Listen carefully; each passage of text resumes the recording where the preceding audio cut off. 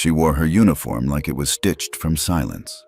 Sharp, pressed, and deadly calm. No one on Flight 227 knew who she was. To most, she was just a woman reading a book by the aisle seat.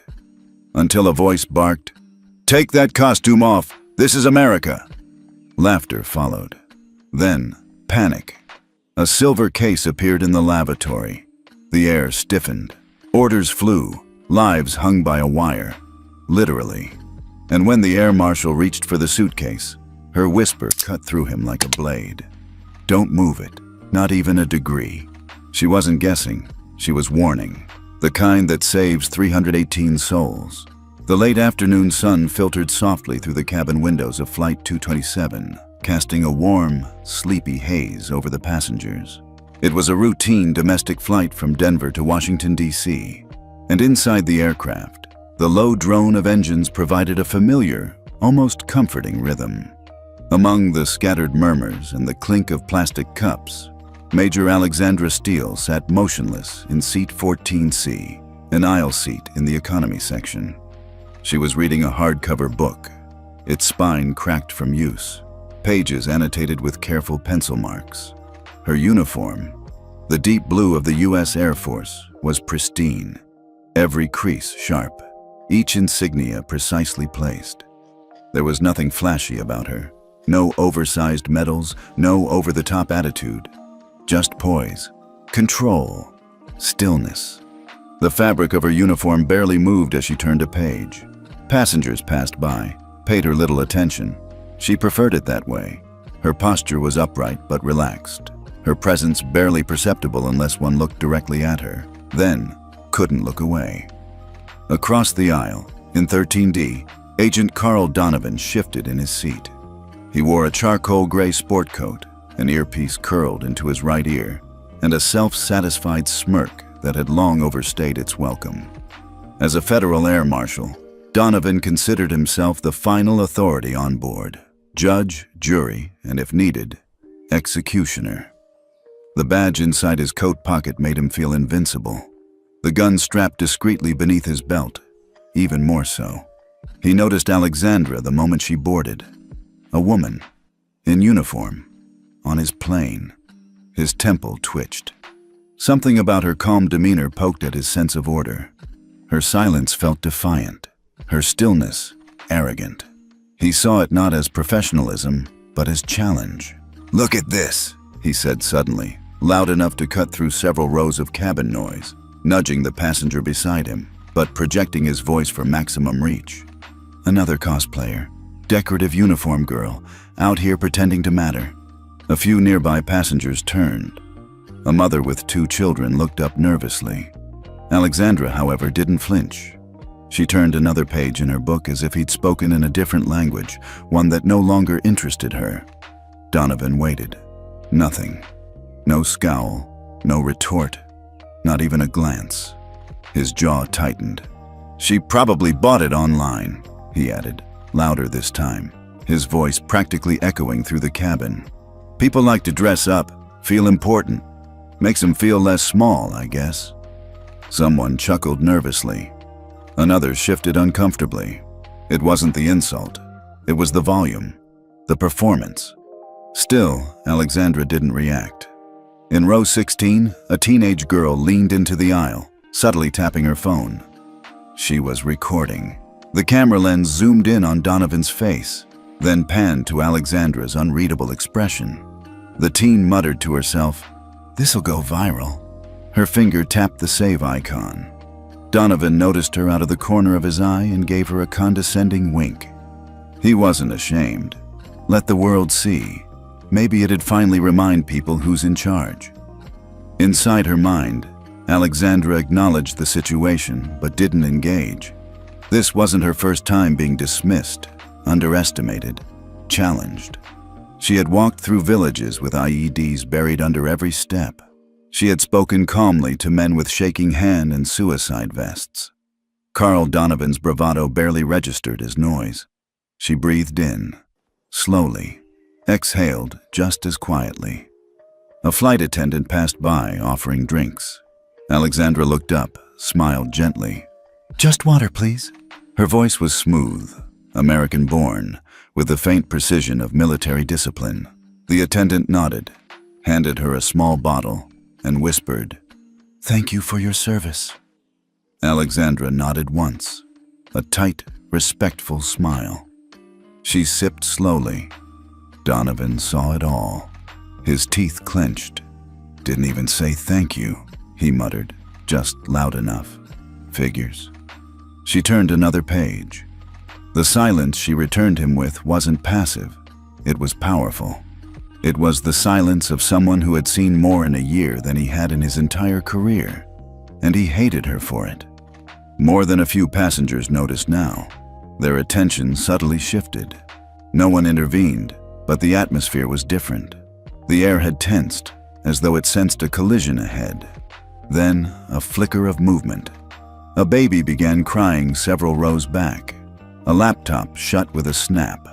The girl in 16A uploaded her video with the caption, "Air Marshal bullying female soldier, SMH." And yet, the real twist was still far off. For now, the stage had only just been set. A uniform, an insult, a camera, a whisper of discomfort in the air.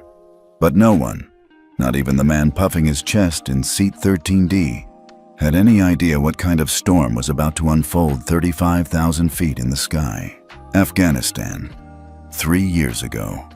The night was dry, moonless, and filled with the soft crackle of radios and the crunch of boots against broken stone. The small village outside Kandahar had been stripped bare by conflict. Nothing left but dust, shadows, and the quiet scent of things that had once been alive. Major Alexandra Steele knelt near the entry of a collapsed schoolhouse, sweat tracing lines beneath her ballistic vest despite the cold. "Ma'am," came a voice behind her, tight with worry. "They say there's a boy under there. Maybe 2. She didn't answer immediately. Her eyes scanned the rubble. Metal, wood, concrete. But something else, too. Wire. She stepped forward. "Get back," she ordered flatly. "I see copper, possibly booby-trapped." Her squad, men from 3 different states, none of whom had wanted her as team lead, hesitated. Some out of habit, some out of doubt. A week earlier, one of them had grumbled under his breath, "She's here for show, diversity hire." Another had added, "If she panics, we all die." But Alexandra hadn't panicked. Not then, not ever. She lay flat, pressed her ear to the stone, listening. Not for sound, but for stillness. Her fingers moved precisely, tracing the dirt-caked shapes of wires, edges, disturbed soil. And then, a voice. Weak, small. "Help!" Her breath caught. There was still time. She didn't ask for gloves. She didn't wait for tools. She pulled rocks and shards away with her bare hands. Blood bloomed along her palms, but she didn't stop. Each motion was calculated, practiced. She had trained for this in simulations. Now, it was real. The boy couldn't have been more than 8. His sister, barely 5, clung to him with a trembling grip. When she finally pulled them free, the rest of the squad stared like they'd seen a ghost. The eldest man among them murmured, "Jesus." She simply nodded and whispered to the children, "You're safe." That moment never made headlines. There was no photo op, no medal ceremony. But in that silence, among dust and ruin, Alexandra Steele earned a kind of respect that didn't need applause. Back to the present. Flight 227 hummed steadily, cruising high above Tennessee. Alexandra flipped another page in her book, but the words blurred. Not because she was tired. Her body could run on 4 hours of sleep for 3 days straight, but because her instincts were stirring. Something wasn't right. Across the aisle, Carl Donovan had finally stopped talking. He was scrolling through his phone, occasionally muttering, eyes scanning news headlines like they were intelligence briefings. The cabin felt calm. Kids laughed quietly over cartoons. A businessman tapped on a spreadsheet. The scent of coffee drifted from the galley, but Alexandra noticed something else, something minute.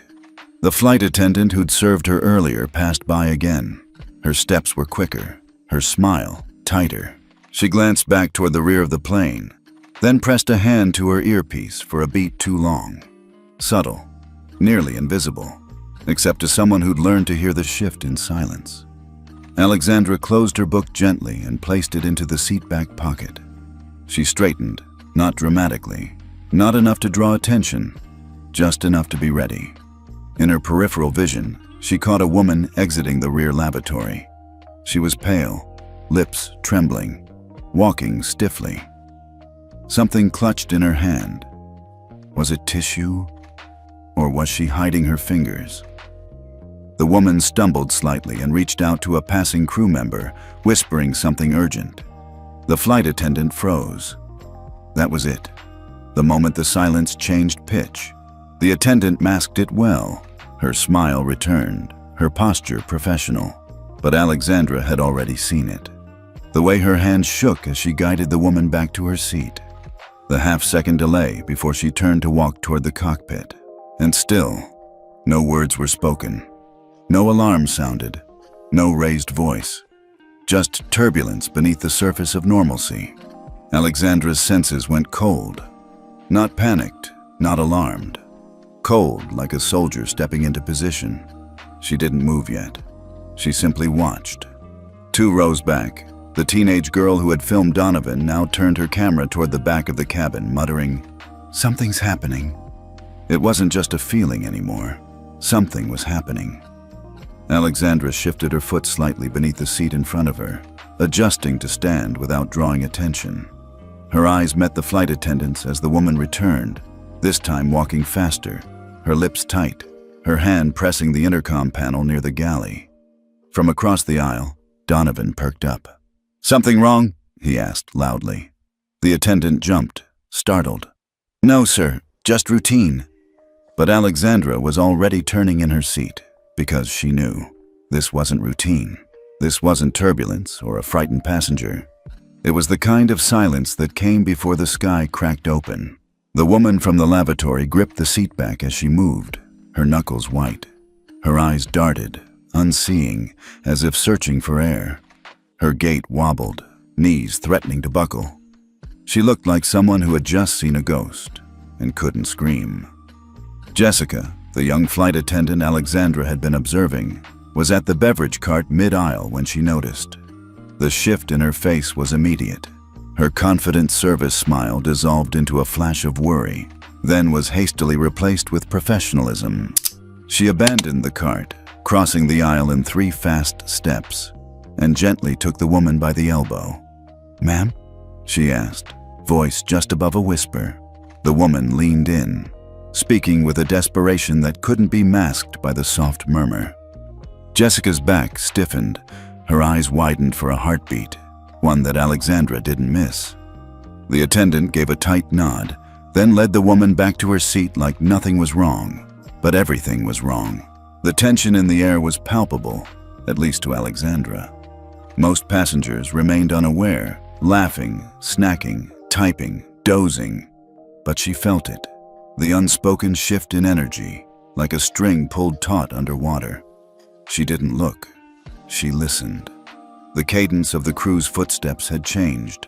Softer, quicker, intentional, but hushed. Words were no longer tossed casually between rows. They were passed like secrets in careful code. The air itself was different, the temperature oddly cool for a cabin that had been comfortably warm a moment ago. The aircraft itself hadn't changed, but the people inside had. Carl Donovan, oblivious to all of it, continued scrolling on his phone. His right foot bounced with impatience, not nerves. He leaned back, yawned, glanced toward Alexandra with a smirk that now seemed hollow. She was focused straight ahead, posture calm but alert, hands folded lightly in her lap. Jessica returned to the galley and made a sharp turn toward the forward cabin. But halfway there, she changed direction, toward Donovan. She bent low and whispered something directly into his ear. His reaction wasn't subtle. He blinked, straightened, then stood, his eyes suddenly sharp, trained. His hand hovered near the side of his jacket, where his badge and weapon waited. Alexandra noted every move. Jessica stepped back. Donovan nodded curtly and began moving toward the rear of the plane, long strides slicing the aisle with force. A few passengers turned to look. A child pointed. The teenager with the phone started recording again, mouthing, "What's going on?" As Donovan passed Alexandra, he didn't acknowledge her. She didn't expect him to. His attention was singular, focused on the possibility of a threat, but with the wrong kind of awareness. The procedural kind, not the instinctive kind. She stood silently as he disappeared toward the lavatory. Something clicked in her chest, not panic, calculation. If Donovan had been properly briefed on her presence, on who she was and what she could do, he would have looked to her, at least once. But he didn't. That meant no one told him, or worse, he didn't care. 2 minutes passed, then 3. The cabin remained deceptively peaceful. A soft chime echoed as the fasten seatbelt sign blinked. But it wasn't turbulence. It was protocol, quiet containment. Passengers glanced up, but quickly returned to their distractions. Jessica returned down the aisle, face pale, lips pressed tight. She didn't walk like a flight attendant anymore. She walked like someone bracing for impact. She caught Alexandra's gaze this time, froze for half a second. Alexandra raised her chin slightly, an unspoken question. Jessica's lips parted, but then she flinched as Donovan's voice crackled over his shoulder from the rear. "We've got something here." It wasn't panic, it wasn't fear. It was the wrong tone, too neutral, too procedural. Like he was reporting a coffee spill in row 22. Jessica turned and hurried to the back. Alexandra stepped into the aisle, calm, deliberate. She moved toward the rear, slow and silent, keeping to the side as passengers peered around, sensing a disturbance. Near the lavatory, a small crowd had gathered. 2 crew members, one trembling, the other gripping a radio with white knuckles. Donovan stood in the doorway, one arm across it like a bouncer. His voice was clipped. "We've got a suspicious object. Lav trash bin. Looks like a rigged case. Probably a prank. Some kid thinking it's funny." "Sir," one of the attendants said, eyes wide. "It has wires, colored wires, and something that looks like a kitchen timer." Donovan huffed. "Fake. Tourists leave crap like that all the time. Calm down." Alexandra took one step closer, just enough to see past Donovan's shoulder. Inside the lavatory, propped awkwardly in the small waste receptacle, was a hard-edged silver case. Ordinary looking. Too ordinary. It gleamed with a dull sheen under the overhead light, and coiled around its side were wires, red, blue, green, taped crudely but precisely in place. A black kitchen timer lay on top, unplugged. It wasn't moving, but it didn't have to. Her blood chilled. Not from fear, but recognition. Donovan turned toward the crew. "Standard protocol. I'm moving this to the rear exit door and isolating the area." Alexandra's voice sliced through the air like steel. "Don't touch it." Donovan froze, turned. His eyes narrowed. "Excuse me?" "Don't move it," she said again, stepping forward. "It might have a tilt trigger." He laughed once, sharp. "Are you serious?" "Yes. You're not even certified to—" "I am." His brows furrowed. "You're not EOD. You're just Major Alexandra Steele, United States Air Force, Bomb Disposal Unit, 10-year veteran, 3 active combat zones. You move that case, you might kill us all." He blinked, the smirk slowly sliding off his face. A beat. Then, "Nice try." He reached forward. Alexandra moved faster than anyone expected. She caught his wrist, not violently, but firmly. Her hand, small by comparison, gripped with a quiet strength that stopped him cold. "I'm not guessing," she said, her voice low. "I'm remembering." The silence that followed wasn't calm. It was the breath before something breaks. The silence in the cabin fractured as soon as Alexandra's hand gripped Donovan's wrist. It wasn't loud, not yet, but the pressure shifted. Fear, thin and viral, seeped into the seams of calm like smoke through cracks in a sealed room. The flight attendants behind Alexandra stared with wide eyes, uncertain whether to intervene or retreat. Donovan jerked his arm back. "Step aside," he barked, not to her, but for everyone around to hear. "I'm the one in charge here." "No, you're not," Alexandra said softly. "Not anymore." His face turned crimson. "This is my jurisdiction." "Then you'll be the one who kills us all," she interrupted. "Because that's not a joke. That's not a decoy. That is a mercury-triggered device. And if you tilt it even 15 degrees, we're all going to die mid-air." Her words didn't raise in volume, but they struck like lightning. Behind Donovan, Jessica gasped. The other attendant backed away, bumping into the wall. A passenger at the rear of the plane craned his neck to see, then froze, hand halfway to his phone. The teenage girl from earlier had reappeared, camera up, already filming. The tension broke when Donovan stepped back and snapped into his radio. "This is Air Marshal Donovan. Potential explosive located in rear lavatory trash bin. Requesting immediate protocol engagement. Begin lockdown of rear cabin. Repeat, lockdown rear cabin." He turned to the crew. "Clear everyone from the aft section. Move passengers forward, quietly." The flight attendants moved fast, Jessica already leading passengers forward with a tight-lipped, shaky smile. Parents grabbed their children, bags clutched to chests, shoes scraping the aisle carpet in a collective hush of retreat. The air grew heavier with each step toward the front. Donovan pointed at Alexandra. "Stay back. Don't go near it." "I've seen worse," she said, stepping forward. He blocked her again. I said, mercury tilt sensor," she replied, voice flat. "Do you even know what that means?" He didn't answer. She pushed past him, slow and methodical, stopping just at the threshold of the lavatory door. The silver case sat at an angle in the bin. Dull scratches marred its surface, revealing the worn metal beneath. Wires coiled like veins, red, blue, and a twisted green, that ran behind the latch, affixed with black tape that had started to peel at the corners. The kitchen timer on top wasn't lit. Not yet. But that wasn't what caught her eye. It was the tiny gap, less than a fingernail's width, between the case's lid and its body. Through that crevice something shimmered, faint, metallic, liquid, mercury. Her breath caught, she stepped back. "Don't breathe hard near it," she murmured. Donovan blinked. "What?" "The sensor's housed inside the case," she said. "A glass tube with a drop of mercury. If that drop shifts and completes a circuit, it's over." "That's not standard," he scoffed. "No, it's not.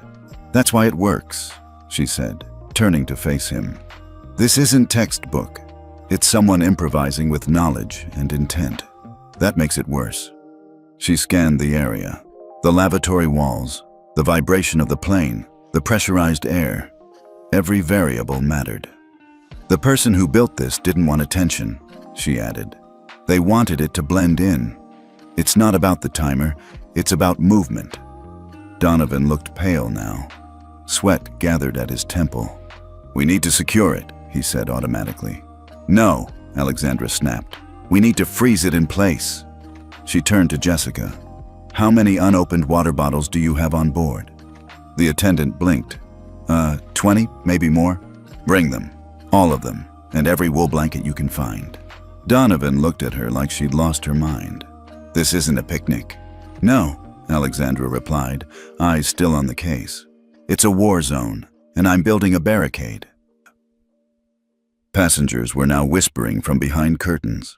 Some were praying, some crying quietly, but most were silent, suspended in the terrifying calm that comes before something irreversible. Alexandra crouched, slow and measured. Every inch she lowered was like a countdown. The air was thinner here, not from altitude, but from anticipation. She didn't touch the case. She studied it.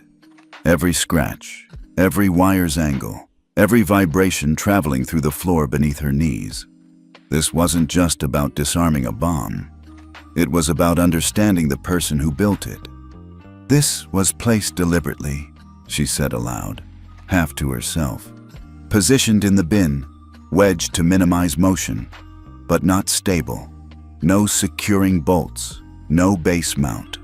She leaned forward, nose inches from the case. Whoever placed it didn't want it to go off by accident, but they didn't want it to be tampered with either. Jessica returned, arms full of bottles. Another crew member had several folded blankets. Alexandra nodded. "Good," she said. "Now we're going to make sure this case doesn't move a single millimeter." Donovan stood beside her, unmoving, expression unreadable. She glanced up at him once more. "Still think this is a joke?" He didn't answer, because now he saw it too. The sheen of mercury, the tremble of wires, the absence of a timer's countdown. Not a prank, not a test, a ghost. Metallic, deadly, lurking in a trash bin 35,000 feet above the earth. Carl Donovan's hand hovered inches above the silver case, fingers twitching with indecision. His jaw was set, sweat dripping down his temple, but he wasn't backing down. The hallway behind him buzzed with whispers and the dull echo of retreating footsteps as the last of the passengers were herded forward by pale-faced attendants. The rear cabin now sat in tense silence, sealed off like a pressure chamber.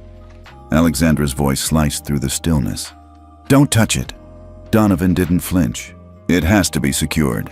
You're going to kill us." Her words weren't panicked. They were cold, certain, final. He shot her a look. "You're not in command here. I'm the air marshal on this flight. I have federal authority, and this," he pointed to the case, "this falls under my jurisdiction." Alexandra took a slow step forward, her boots barely making a sound on the carpeted floor. "This isn't about jurisdiction, it's about judgment. Yours is compromised." Donovan straightened, squaring his shoulders, eyes wide with disbelief. "Excuse me? You're treating that bomb like a briefcase with bad wiring," she said calmly. "But it's not. You're trained for the probable. I've lived through the impossible." Passengers behind the partition caught the tension in the tone. Some were standing now, peering between the cracks in the curtain, watching the standoff unfold like a live drama. The teenage girl was whispering to someone, "He's going to do it. He's really going to do it." Donovan turned to the crew. "Take her back to her seat." No one moved. "Now!" he barked. Jessica looked at Alexandra, then at the case, then back at Donovan. Her lips parted, but nothing came out. Alexandra's voice dropped, deadly quiet. "You move that case even slightly, and the mercury will shift. It'll complete the circuit. It doesn't need a timer. It doesn't need a button. Just one wrong angle. 15 degrees. Donovan's hand twitched again. "You don't know that." "Yes, I do," she said. "Because I've seen it before. I've seen it explode." That word, explode, rippled through the space like a bullet in water. One of the attendants gasped audibly. A man behind the curtain started praying out loud. Another passenger sobbed, quietly choking on fear. The atmosphere thickened into a choking silence. Donovan sneered. "You're operating on instinct." Alexandra nodded. "Yes, that's not how this works. It is when there's no time for debate." His face twisted with rage. "You're not even part of this flight crew. You're a passenger." "I'm a major in the United States Air Force," she countered, stepping between him and the bomb. 10 years in EOD, I've disarmed live devices with less than 60 seconds to spare. I've done it in the dark, under fire, in tunnels you couldn't crawl through. And not once did I guess. I knew." Donovan took a step forward, towering over her. "This is America's airspace. My plane. My rules. You want to assert dominance, Agent Donovan?" she asked, tilting her head. "Do it somewhere else. Not with 318 lives behind this curtain." He clenched his fists. "You don't get to lecture me about lives." "Then look at it," she barked, breaking her composure for the first time. "Really look. You think that's a fake? You think someone went to all that trouble for a laugh? For a scare?" He stared at the case, the wires, the mercury glinting through the seam, the silence. She stepped closer. What do your instincts tell you, Carl?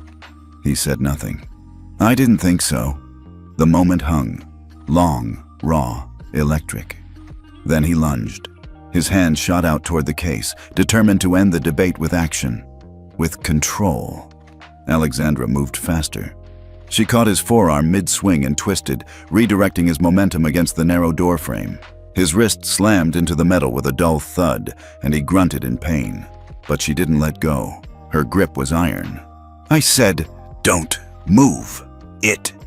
His free hand pushed against her shoulder, but she held firm, face inches from his, her breath calm while his was ragged and furious. "Let go of me," he growled. "No!" He shoved harder. "Let go!" "I can't," she whispered, "because you're wrong."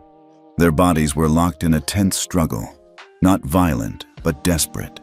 He was stronger, but she was precise, centered. Her feet never moved. Her eyes never blinked. He stared into them and saw it. Not ego, not panic, but the quiet, lethal steadiness of someone who had seen death before and wasn't afraid to stand between it and everyone else. "Why you?" he hissed. She didn't blink. "Because I'm the only one who knows how this ends." A long pause, and then a voice, deep, firm, unmistakable, broke the standoff. "That's enough." They turned. Charles Langford, director of the FBI, stood at the rear bulkhead. No announcement, no security detail. Just a dark suit, silver hair, and the kind of presence that didn't need permission to enter any room. Donovan's jaw slackened. "Sir?" Langford raised one hand. "Step aside, Agent." "But now." Donovan hesitated. Langford's eyes narrowed. "That's an order." The air inside the rear of the cabin froze the moment Charles Langford stepped into view. His presence was quiet, but commanding, like the pressure change before a thunderstorm. No fanfare, no announcement. Just a man in a dark suit with silver hair, eyes sharp as blades, and a voice that could stop wars. Donovan stumbled back a step instinctively. "Director Langford, sir, I wasn't aware you were on board." Langford didn't blink. Clearly, the tension in the narrow aisle now had weight. Passengers craned their necks behind the partition. The teenage girl's phone was pointed squarely at the confrontation. The crew stood still, frozen between their training and the unknown. Donovan straightened his jacket, forcing a smirk. "Good timing. I've got the situation contained," Langford cut in. Voice quiet, but absolute. "What situation would that be, Agent Donovan? The explosive device you almost triggered? Or the major you tried to remove from the scene?" Donovan's smile faltered. "Sir, with all due respect, this woman is interfering in a federal protocol. She's not part of the crew, and she's certainly not trained to—" "She is trained," Langford said, each word deliberate. "Major Alexandra Steele, U.S. Air Force. 11 confirmed successful explosive neutralizations under hostile conditions. Recipient of the Defense Meritorious Service Medal, and currently the only person on this plane who hasn't let ego cloud her judgment." Donovan looked as though he'd been slapped. Langford stepped closer, gaze unwavering. "I watched the footage, from the girl 3 rows back. I saw you shout, saw her stay calm, saw you reach for the case, and her stop you before you ended all of us." The silence that followed was louder than a scream. Donovan glanced at Alexandra, then at the case. He opened his mouth to defend himself, but the words wouldn't come. Langford's voice dropped half a register. "Step down." It wasn't a suggestion. Donovan's face twisted, not in defiance, but in collapse. His posture wilted. He stepped back, the hand that had nearly lifted the bomb now hanging useless at his side. Langford turned toward Alexandra. "Major." She met his gaze, steady. "Sir." "You're in command now." Just 4 words, but they shifted everything. The attendants breathed for the first time in minutes. Jessica almost cried. Even the passengers behind the curtain, those who didn't understand what was happening, felt the tremor of something righting itself. Alexandra nodded once, the movement crisp, controlled. "First, we stabilized the device. Then we prepare for emergency descent." Langford looked to the crew. "You heard her." And just like that, command transferred. Not by badge, not by rank, but by merit. Alexandra didn't raise her voice. She didn't bark orders. She simply moved, and people followed. She turned to Jessica. "Bring all unopened water bottles to the rear. Wool blankets too, preferably heavy ones. We need to build a barrier." Jessica nodded, scrambling into action. Another attendant stepped forward. "What do we do?" "Coordinate with the captain. Request emergency landing at the nearest military base with EOD capabilities. Andrews Air Force Base should be closest. Tell them we have a confirmed live device with a suspected mercury tilt trigger. Stress the urgency, but tell them we are stable. For now." Langford watched, arms folded, as Alexandra took control like she was born for it. Donovan stood awkwardly against the wall, staring at the case as if it now burned into his memory. A minute later, Jessica returned, panting, arms loaded with wool blankets and water bottles. Other attendants followed with more supplies. Alexandra knelt beside the case again, motioned them forward. "Build a perimeter with the bottles," she instructed. "We'll use the weight to hold the case steady. Then cover everything with dampened wool to soften any possible detonation shock and prevent vibration." Langford watched, quiet admiration in his eyes. "You've done this before?" Alexandra nodded. "But never this high, never with this little." She worked silently, her movements precise. The bottles were lined in a tight oval, reinforcing the base of the trash compartment like sandbags around a battlefield. Each one placed by hand, checked for roll. Then the tape came, each bottle fastened to the floor with care. "Blankets?"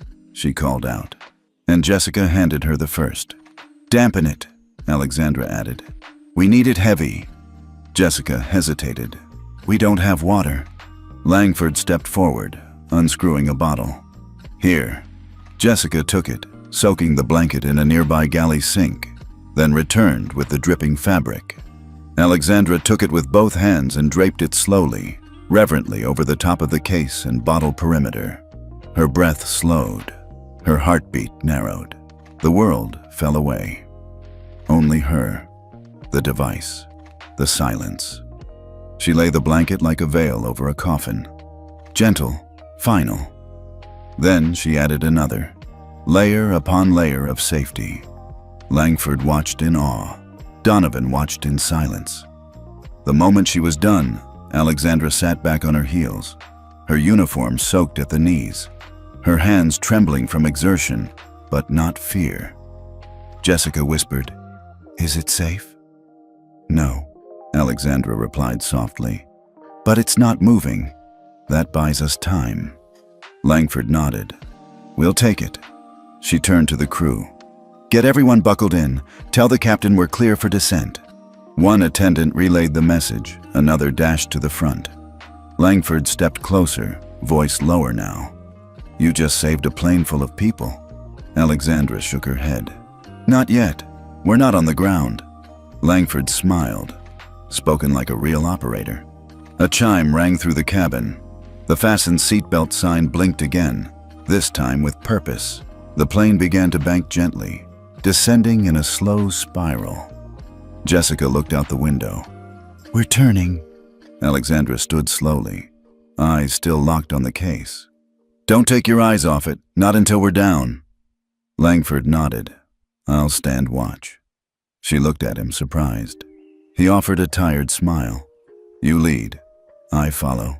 The plane banked gently to the right, its massive body adjusting course with the grace of a steel swan.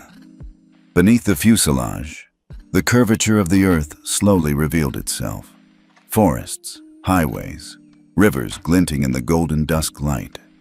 But inside the aircraft, all eyes were on one woman. Major Alexandra Steele stood near the rear lavatory, her uniform damp at the knees, her expression composed, voice calm. The makeshift barricade of water bottles and wool blankets now surrounded the silver case like a fortress, its purpose simple: immobilize death. "Jessica," she said gently, turning to the pale-faced attendant at her side. I need you to help me restore order. Not with shouting, with presence. Jessica blinked rapidly, nodding. Oh, okay. You'll walk forward. You'll ask passengers to remain calm, to stay buckled in. You'll tell them everything is under control, and you'll say it like you mean it, even if you don't believe it yet. Jessica inhaled shakily. Got it. Alexandra offered the faintest smile. Good, you're doing fine. The young woman straightened a little, pulled her navy blue blazer into place, and stepped forward down the aisle. Her voice was soft but carried. Ladies and gentlemen, please stay seated with your seatbelts fastened. Everything is being handled professionally. We are descending toward a secure landing. The words felt almost surreal in the hush of the cabin. Some passengers looked up, others whispered. A child began crying and was quickly hushed by a parent. Yet there was something new in the air now. No longer panic, but the fragile beginning of faith. Alexandra moved forward, step by steady step. As she passed rows of passengers, many stared, some in awe, others in confusion. Her calm radiated like gravity. The posture, the steadiness in her voice. The uniform no longer looked decorative. It looked earned. In row 22, a man in his 60s stood abruptly, chest heaving, tears already welling. A younger man beside him tried to pull him back down, but he refused.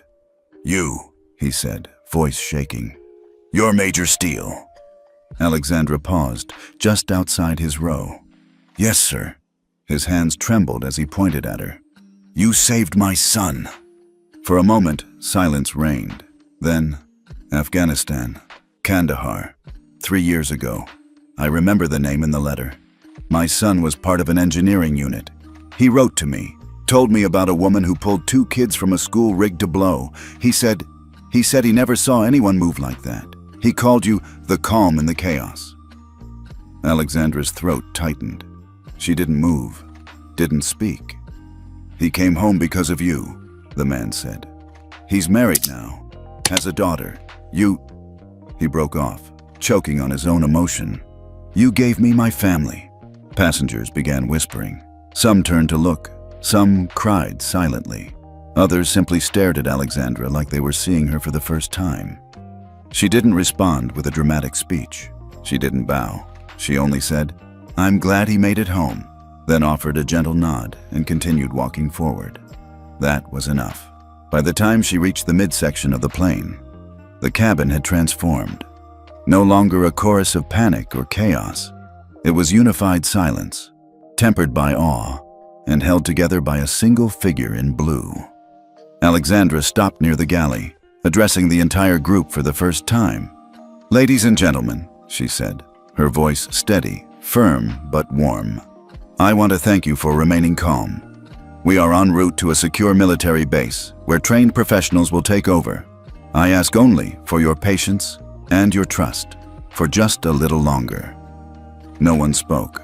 No one needed to. A ripple of nods spread across the cabin. Langford, still at the rear, had watched it all unfold. He had seen leaders speak before, presidents, generals, cabinet members, but none quite like this. Alexandra hadn't used rank. She hadn't used force. She had used presence. As she turned back toward the bomb, she caught Jessica's eye. The young attendant now moved with more surety, guiding passengers, speaking softly but confidently. She had found her center, and she'd found it in Alexandra's steadiness. Back at the barricade, Langford stepped aside wordlessly. Alexandra knelt again by the case, checking the edges of the wool, the pressure of the bottles, the tape integrity. Not once did her hand tremble. She sat there, breathing slowly, watching every tremor of the fuselage. The aircraft was still descending, still vulnerable, still carrying 318 souls on a thread of calculated silence. Behind her, Donovan had taken a seat near the bulkhead. He looked smaller now, deflated. His arms were crossed tightly, but not in defiance, more like self-preservation. His eyes refused to meet hers. She didn't gloat. She didn't even glance at him. Instead, she whispered to no one in particular, "We're going to get there. All of us. And for the first time in the entire flight, even the air inside the aircraft seemed to believe her. The cabin lights had been dimmed, not for effect, but to lower the cabin's overall stress level. A small psychological trick taught in both flight attendant training and military crisis manuals. It worked slightly. The flickering LED panels cast long shadows across the faces of silent passengers. They whispered like they were in a chapel. Near the rear of the plane, in the cramped alcove outside the lavatory, Major Alexandra Steele knelt on both knees before the makeshift bomb barricade. Her breath was even, her posture unshakable, her gloved hands resting lightly on her thighs. She didn't speak. She didn't blink often. The silver case lay entombed beneath layers of dampened wool, secured by a ring of water bottles and reinforced with strips of military-grade duct tape scavenged from the emergency kits. But none of it mattered if her next steps were wrong. She slowly reached for the first blanket corner, gently lifting it to inspect the seal. Not to move anything, just to make sure her earlier work hadn't shifted. The wool clung to her gloves with the weight of moisture, and she adjusted it like she was draping silk over a newborn's cradle. She didn't see the bomb as an object anymore. She saw it as a creature, something ancient and sensitive, slumbering, dangerous not because it hated, but because it didn't care. A machine with one simple trigger, movement, 15 degrees. That's all it took. A tilt, a breath too hard, a blanket pulled too fast, and then nothing. Then fire, then sky-splitting metal and wind and screams until everything stopped. She exhaled carefully, then reached into the pouch beside her where she tucked her field knife and scissors. She wouldn't need them to cut wires. She wasn't diffusing this device, not traditionally. She was immobilizing it, wrapping it in silence. She was building time with thread and moisture and gravity.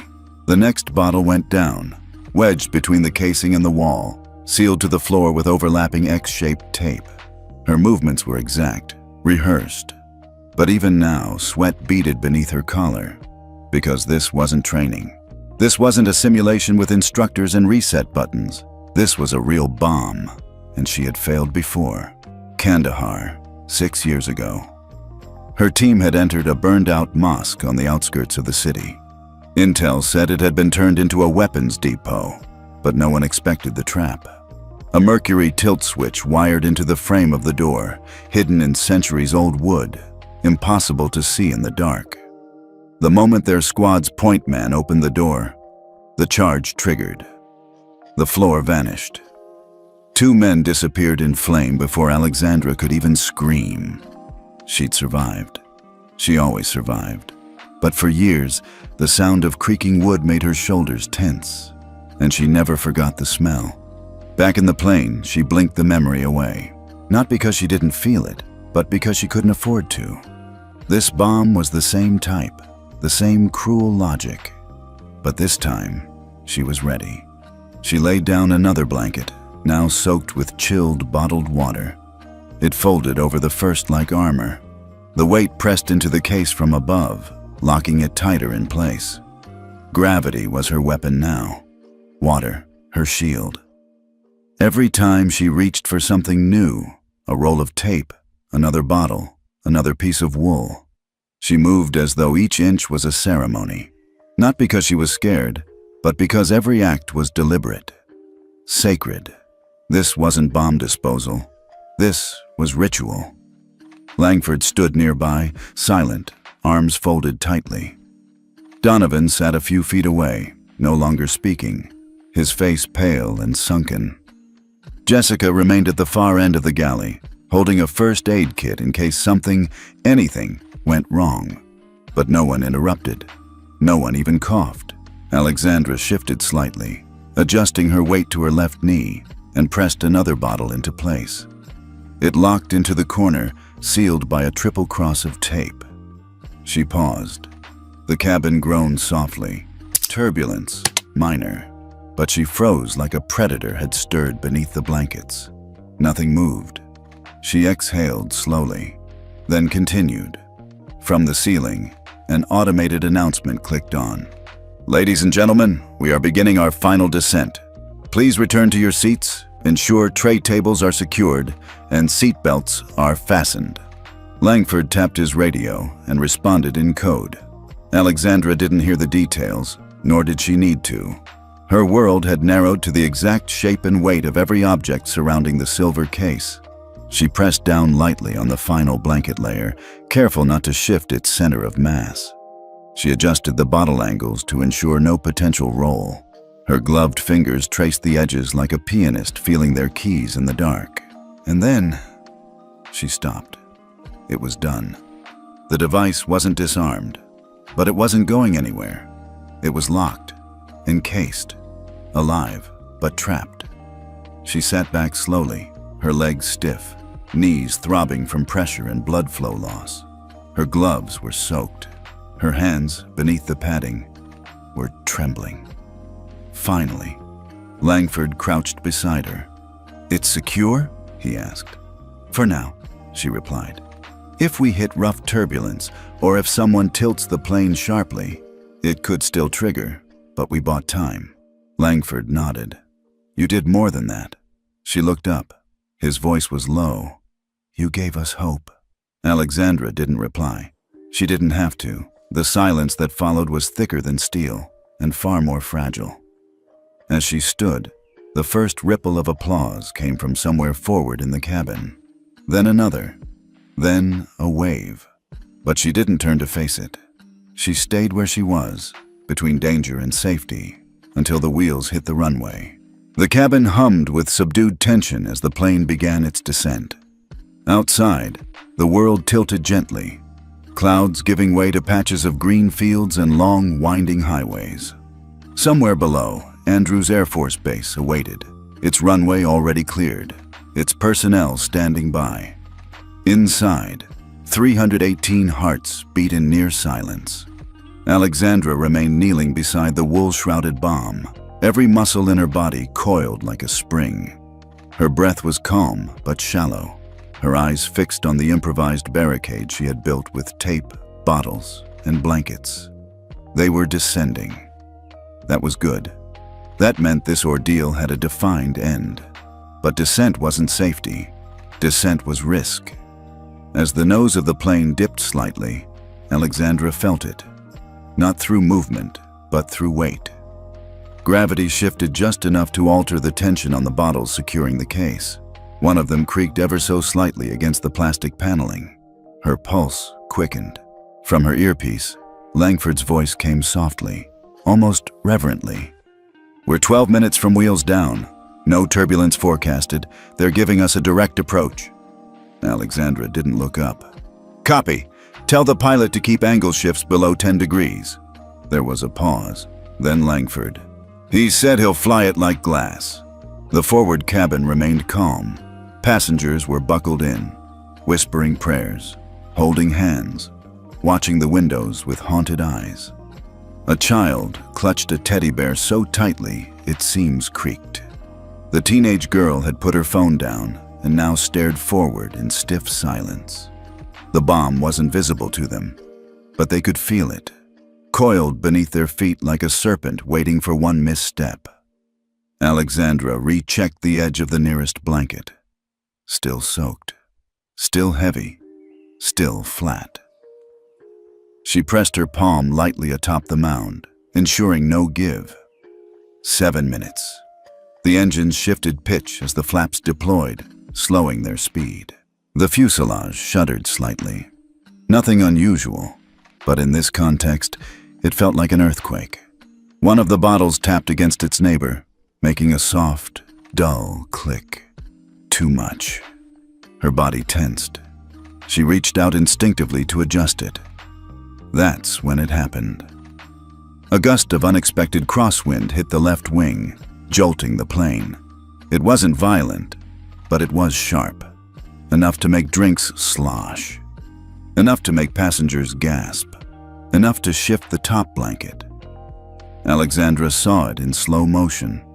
The top layer of wool, slightly dried at the edge from cabin heat, fluttered just slightly at one corner. It lifted maybe half an inch. But that was all it needed. The air current caught it. It started to slide. No sound came from the bomb. No beep. No light. But Alexandra didn't wait. She lunged, both arms out, flattening her entire body over the case and shoving the blanket down with the full weight of her torso. Her left hand slammed against the corner, her right gripping the far edge and pressing it into the floor. The bottles held, the blanket settled, but pain erupted in her palm. She didn't cry out, didn't flinch, didn't even blink. Only Langford, standing beside her, saw the blood bloom through the glove. Her right palm had dragged across the serrated corner of a hidden latch under the wool. It tore straight through leather, then flesh. Still, she didn't move. "Major," Langford whispered, crouching. "Don't touch me," she replied, breath shallow. "I'm steady. That's all that matters." He looked down at her hand. Blood dripped slowly onto the floor, pooling in the grooves of the metal panel beneath them. "You need pressure," he said. "I am the pressure." For a full 60 seconds, she lay completely still, arms spread, body curled over the mound like a shield. The cabin didn't shake again, but the echoes of that lurch still rang in every passenger's spine. Donovan, now seated and silent, had watched the entire thing. For the first time since boarding the flight, he looked at Alexandra not with disdain, but with something bordering on reverence. Not just because of what she did, but because of how she did it. The woman who had been silent under his insults was now bleeding silently for people who would never know her name. The flight leveled slightly. A soft ding signaled their approach. Langford leaned closer, voice low. 2 minutes. Alexandra nodded, still unmoving. Behind them, a child began crying. Not out of fear, but from pressure change. The sound felt almost normal, almost comforting. Langford turned to Jessica. "Tell the passengers, we're about to land. Tell them to stay calm. Let them know it's almost over." Jessica, voice steady now, clicked the intercom. "Ladies and gentlemen, we are on final approach. Please remain in your seats, seatbelts fastened. We will be landing shortly. We thank you for your incredible patience and courage." Alexandra's lips moved slightly. She whispered, "Hold together, just a little longer." She shifted her weight slightly to ease pressure on her bleeding hand. Not to tend to it, just to make sure the pain didn't compromise her grip. Langford looked out the window. The runway lights of Andrews shimmered in the dusk. The landing gear deployed with a rumbling groan. Alexandra didn't move. She didn't need to see. She could feel it. The edge was here. Now all that remained was not falling off. The wheels struck the tarmac with a force that rippled through every rib of the aircraft. Tires shrieked against asphalt, brakes hissed and clawed. Engines roared in reverse thrust, and gravity surged forward like a wave across the cabin.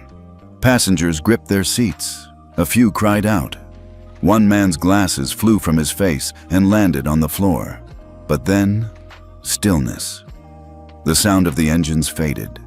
The vibrations dwindled. And at last, the impossible happened. Flight 227 came to a complete stop. The hush that followed was unlike any other. No applause, no cheers, just the sound of hundreds of people quietly, unbelievably, breathing, alive. Alexandra remained where she was, sprawled partially over the wool-blanketed bomb, her hand still bleeding, her arms numb. The pain in her palm had dulled into a deep, pulsating throb, but the device hadn't moved, not an inch. Her pressure had held. She finally lifted her head, slowly, carefully. The wool remained in place. The bottles were still sealed down.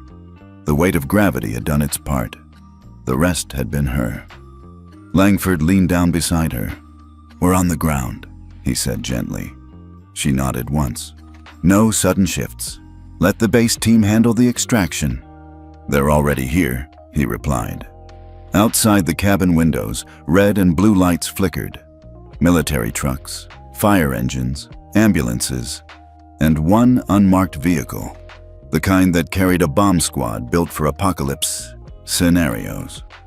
Within moments, the aircraft door was opened manually by base personnel. No slide deployed. No panic evacuation. Everything was done with the precision of a mission.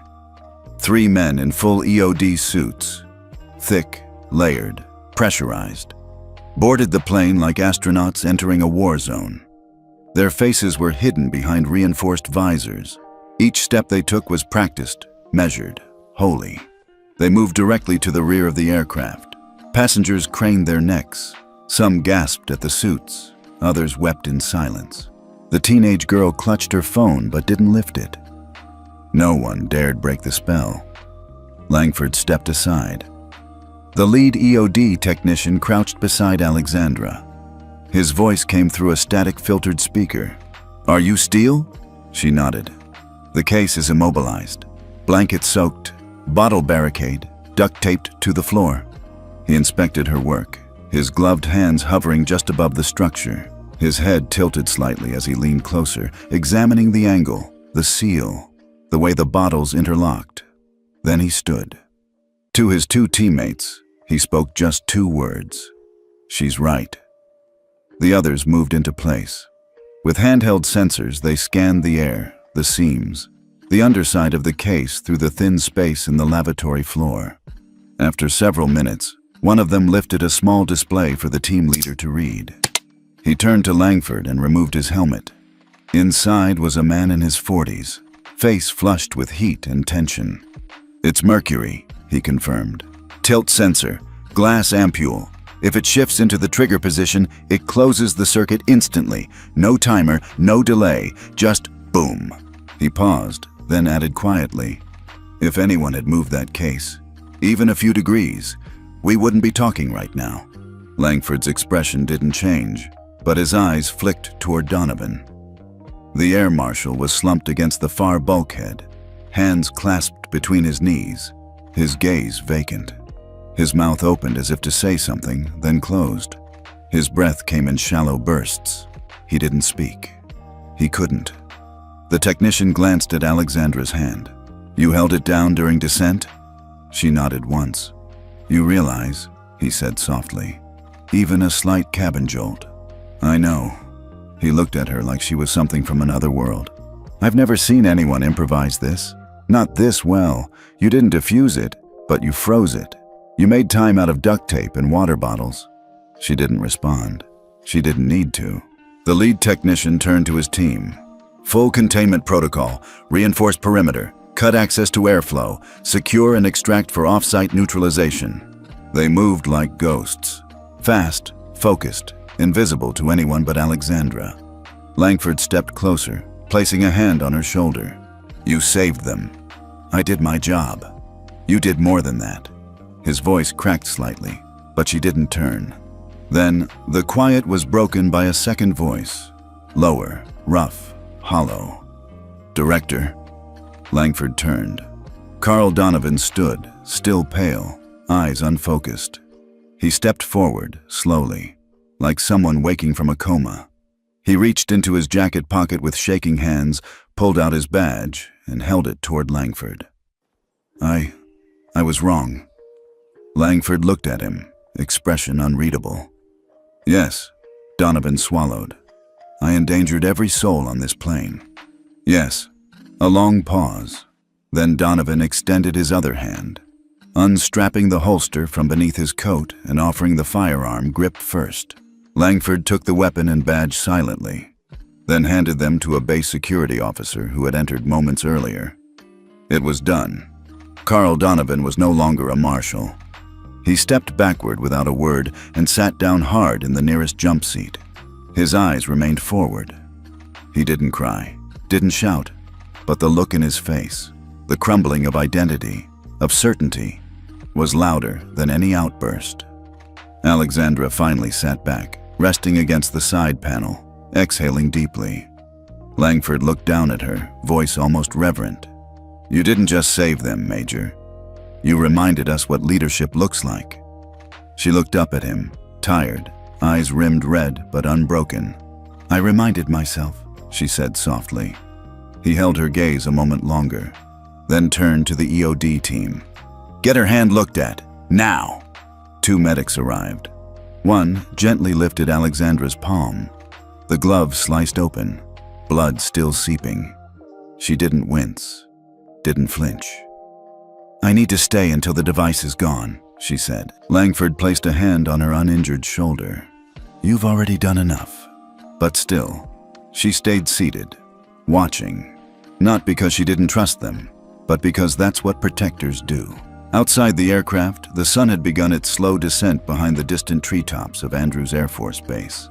The sky turned from pale gold to muted amber, casting long shadows across the tarmac. Fire trucks idled with their lights still spinning.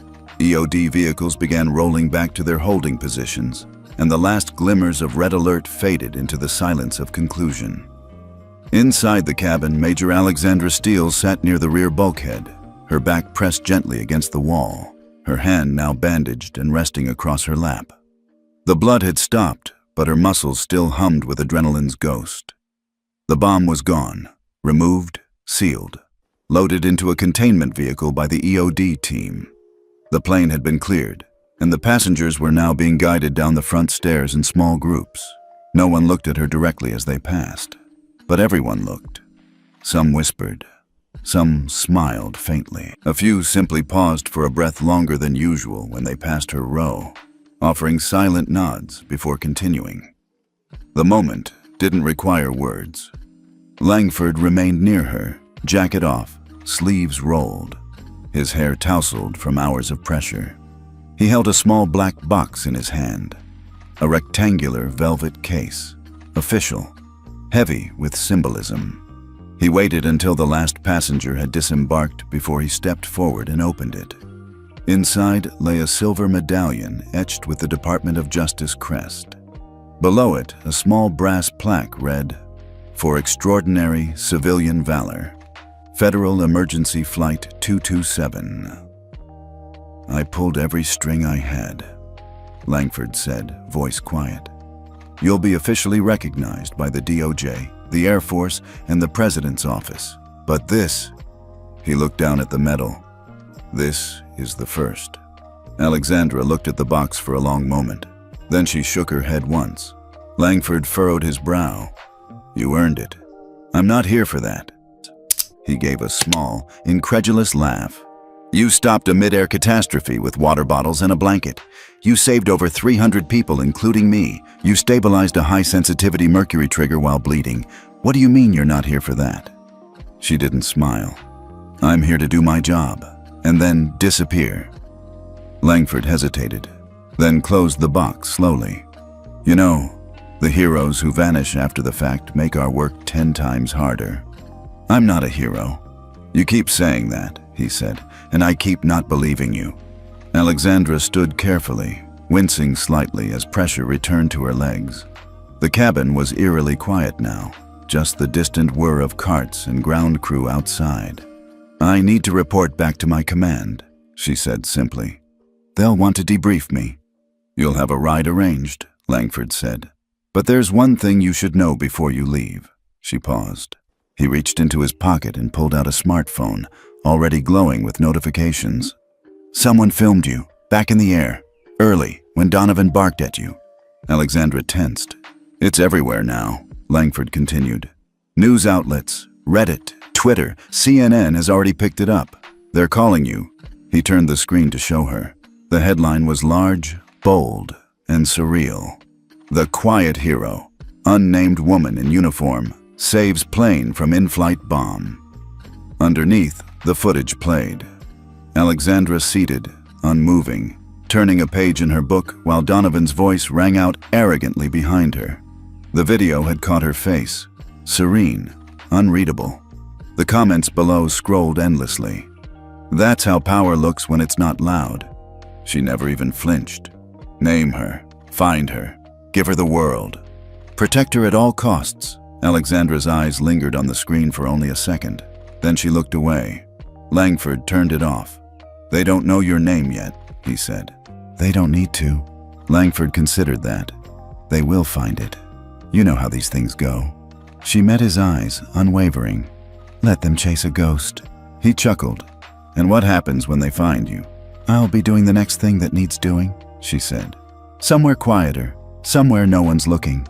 Langford opened the box one more time and gently set the medal on the jump seat beside her. Then take it anyway, even if no one ever sees it but you. Alexandra gave him a small nod. Thank you for trusting me. Langford nodded back. Thank you for earning it. She gathered what little she had, a satchel, a field jacket, and stepped past the empty seats of the now silent cabin. The wool blankets had been removed. The bottles, gone. But the ghost of her actions still clung to every surface. She paused at the open aircraft door, where two uniformed Air Force officers waited at the bottom of the stairs. Langford called after her one last time. Major Steele? She turned slightly. He smiled, quietly. You might not want the world to remember you, but we will. She didn't respond. She only nodded once, then descended the stairs into the golden light of evening, her silhouette long against the tarmac, fading with each step away from the aircraft. And on thousands of screens around the world, the quiet woman who never raised her voice, never demanded credit, never claimed authority, was becoming a legend. The air outside the aircraft was different. It wasn't just oxygen-rich or sea-level comfortable. It was still, heavier somehow, like the world had collectively held its breath for the past 3 hours and was only now remembering how to exhale. Alexandra descended the mobile stairs alone, her boots clicking softly against the metal, her figure small against the backdrop of military trucks and floodlights. She didn't wave, didn't glance back. She simply walked, calmly, methodically, toward a dark sedan waiting on the far edge of the tarmac. The two Air Force officers standing nearby stepped aside instinctively. No salutes, no ceremony. She didn't need them. She had already spoken her truth with action. A base official tried to approach her with a clipboard, but one look from Langford, who now stood at the top of the stairs, was enough to wave him off. Let her go, he murmured. She's done enough. The medal still sat on the jump seat where she'd left it, glinting faintly in the overhead cabin light, forgotten by its recipient, guarded by silence. Alexandra reached the car, opened the rear door, and slid in without a word. The driver, an Air Force liaison, started the engine quietly. No destination was spoken aloud. He knew where she needed to go. Her base, her barracks, her next unknown mission. As the vehicle pulled away from the runway, Langford finally stepped back inside the aircraft, his expression unreadable. He walked past the blood-smeared floor where she had pressed herself over the device, past the patched wiring panel, past the rows of now empty seats where ordinary people had sat, held together by the invisible net of her steadiness. He sat down in the jump seat where her medal rested. For a long moment, he stared at it. Then he reached into his pocket and pulled out a phone, a private line. Secure, no ringtone, no hesitation. The person on the other end picked up after the first buzz, a calm, familiar voice. Go ahead. Langford's tone was low, certain, measured. Sir, he said. I found her. There was a long pause. Then the call ended. Langford tucked the phone away. He didn't need to say more. The rest would ripple through the system on its own. Outside, the sedan rolled along the perimeter road. Alexandra sat in silence, her hand resting on the edge of the armrest, bandage spotted with dried blood. Her gaze drifted across the dark horizon where the base lights met the early stars. She didn't smile. She didn't cry. She just breathed, deep, even, like someone finally letting go of something far too heavy. In her mind, the moment replayed again. Not the fear, not the noise, but the stillness. The heartbeat of silence between disaster and salvation. That was where she lived, in the space where most people panicked, and she found purpose. Ma'am? The driver spoke softly.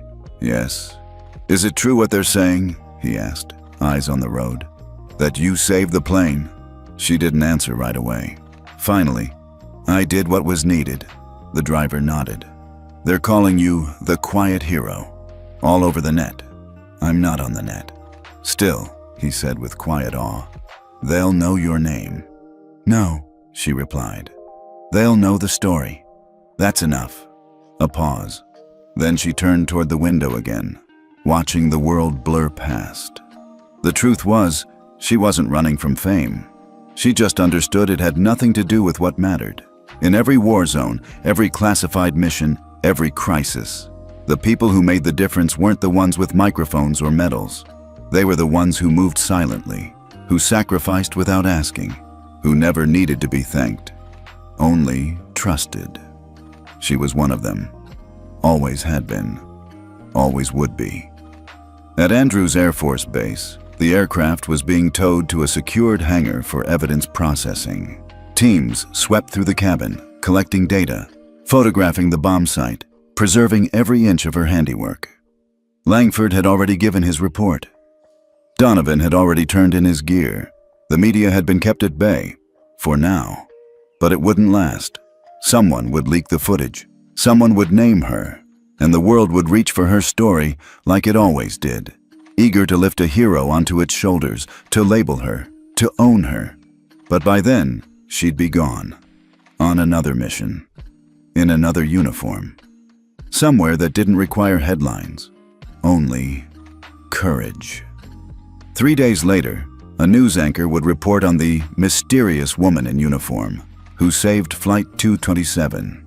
The footage would be replayed again and again. The stillness of her reading a book while being insulted, the way she never reacted, the moment she stepped between a federal agent and a bomb. They would never find her interview, never hear her voice on air. Only a few images, only a few quotes from shaken passengers whispering, "She never raised her voice. She just knew." And beneath every headline, every hashtag, every breathless tribute, the same phrase echoed, "The quiet hero." But Alexandra Steele would never read those articles. She'd already moved on. In a dark hallway of an unmarked facility, a briefing screen flickered to life. A new crisis, a new threat. A familiar name was typed into the response roster. No title, no flourish. Just a call sign, Steele 01. A cursor blinked twice, then locked in place. Somewhere behind a reinforced door, a woman tightened the straps of a field bag, adjusted her gloves, and stepped out of the shadows, calm as ever. She wasn't waiting to be called. She was already moving.